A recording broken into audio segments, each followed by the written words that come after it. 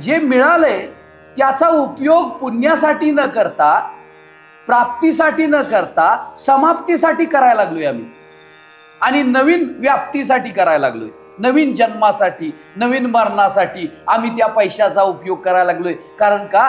पैसा आम्हाला, आमचे महाराज म्हणायचे, लक्ष्मी चंचल आहे, कारण फोटोमध्ये तिला उभी दाखवली,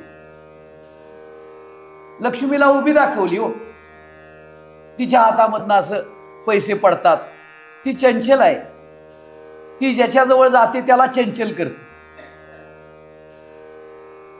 आणि आमचं लक्ष त्याच्याकडे आहे.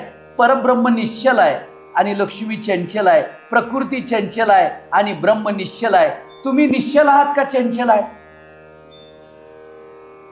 तुम्ही चंचल आहात कारण तुमची अंतःकरण चंचल आहे.